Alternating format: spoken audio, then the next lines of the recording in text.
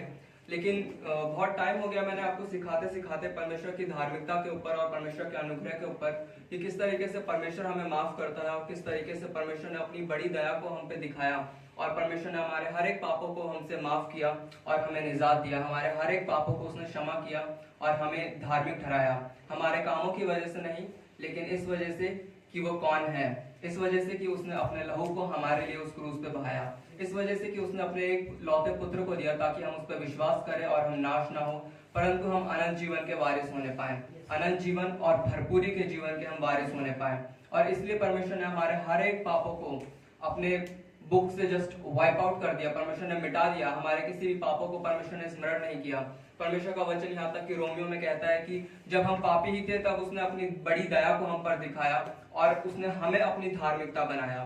तो परमेश्वर ने हमें अपनी धार्मिकता बना लिया। एक बात होती है धार्मिक बनना और एक होता है कि धार्मिकता बनाना। आई होप कि मैं आपको इसका मतलब बहुत गहराई से समझा पाता क्योंकि ये लिंग्विस्टिक बात है, एक लैंग्वेज के ऊपर बात है। सो परमेश्वर ने हमें धार्मिक बनाया नहीं बल्कि हमें ही धार्मिकता कह दिया कि तुम ही धार्मिकता हो। हाँ, एक होता है धार्मिक बनना कि I am a righteous person, मैं एक धार्मिक व्यक्ति हूँ, और एक ये बात कहना कि तुम ही धार्मिकता हो, ये अपने आप में एक अलग बात है। एक किसी को ये कहना कि तुम गुलाब जैसे हो एक अलग बात है और किसी को ये कहना कि तुम गुलाब ही हो वो एक अलग बात होती है।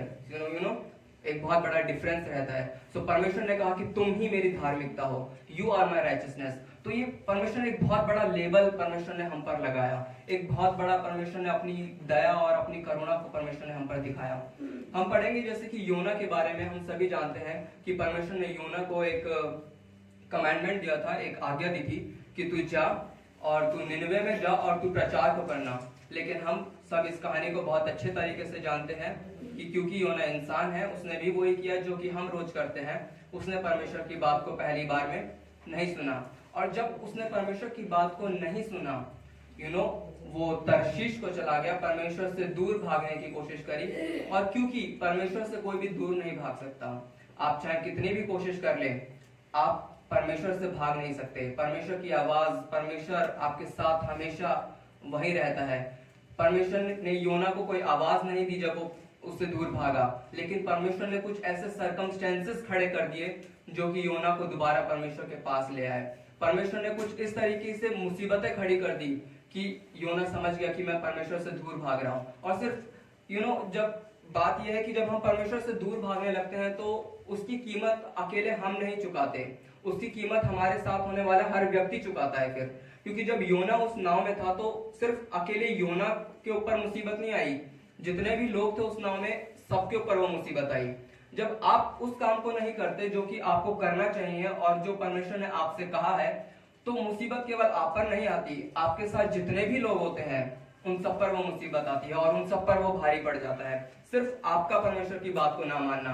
तो जब हम अगली बार कोई गलती करें या फिर जब हम उस चीज को अनसुनी करने की कोशिश करें जो कि परमेश्वर ने हमें कही, याद रखना कि इसमें परमेश्वर का कोई पर्सनल बेनिफिट नहीं होगा, परमेश्वर को कोई घाटा नहीं होगा। अगर किसी को घाटा होने वाला है तो वो आपको और आपके साथ रहने वाले लोगों को होगा, ये हमेशा याद रखना। क्योंकि जब योना ने परमेश्वर की बात नहीं सुनी तो घाटा सबसे पहले उसके साथ रहने वालों को हुआ और योना का खुद भी हुआ।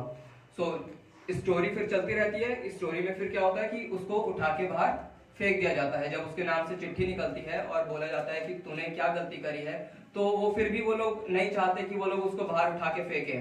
लेकिन वो इतना सब कुछ जो स्टॉर्म होता है वो इतना बढ़ जाता है कि उनके पास कोई ऑप्शन ही नहीं बचता। तो वो योना से पूछते हैं कि भाई अब तू ही बता दे क्या करें हम। तो वो बोलता है कि तुम मुझे उठा के फेंक दो और ये सारी चीजें शांत हो जाएंगी। और उन्होंने वही किया, उन्होंने योना को उठा के पानी में फेंक दिया।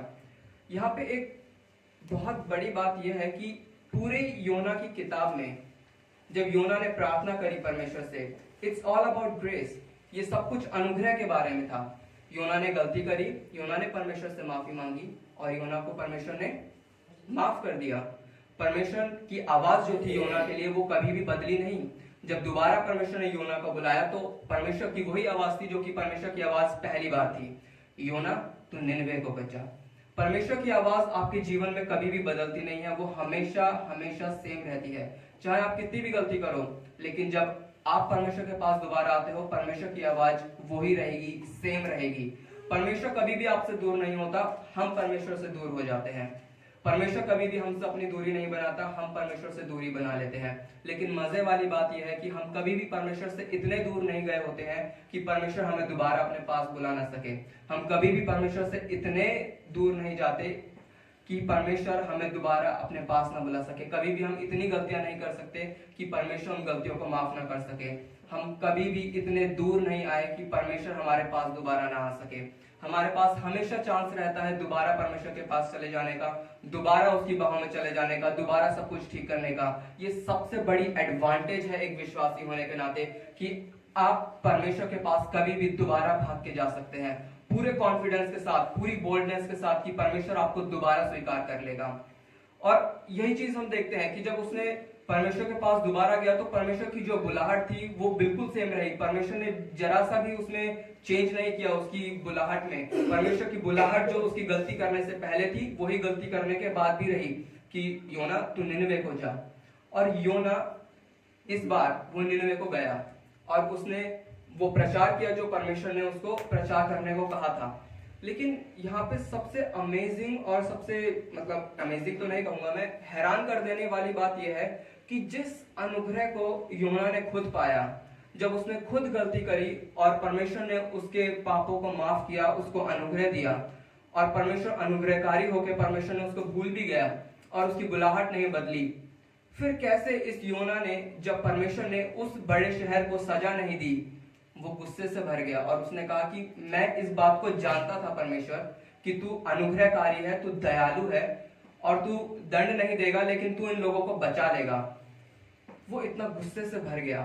क्या आपको ये बात हैरान नहीं करती कि जिस इंसान ने खुद गलती करी और उसने परमेश्वर से पापों की क्षमा मांगी और परमेश्वर ने उसके पाप क्षमा करे, वो ये नहीं चाहता कि दूसरा इंसान जिसने गलती करी है परमेश्वर उसके पापों को माफ करे और क्षमा करे।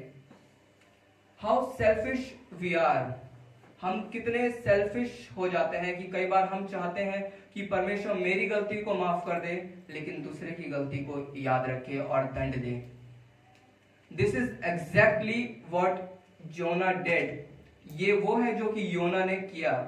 उसने अपने पापों के लिए माफ किया, उसने अपने पापों के लिए क्षमा मांगी, but that is not what did he wish for the others. ये उसने दूसरों के लिए नहीं सोचा, ये उसने दूसरों के लिए नहीं मांगा। दूसरों के लिए वो चाहता था कि मैं जाके प्रचार करूं वहां पे और परमेश्वर उनकी दंड की आज्ञा दे। इवन जब वो गुस्सा हो जाता है परमेश्वर से तो उसे लगता है कि शायद मेरे गुस्से से परमेश्वर पर कुछ प्रभाव पड़ेगा और इसलिए वो जाकर शहर के ऊंचाई पे जाकर बैठ जाता है और वो सोचता है कि अब देखता हूं मैं कि क्या होता है। उसे लगा कि शायद मेरे गुस्सा होने से परमेश्वर इस बड़े नगर को परमेश्वर अब नाश कर दे क्योंकि इन्होंने बहुत बड़े पाप किए थे।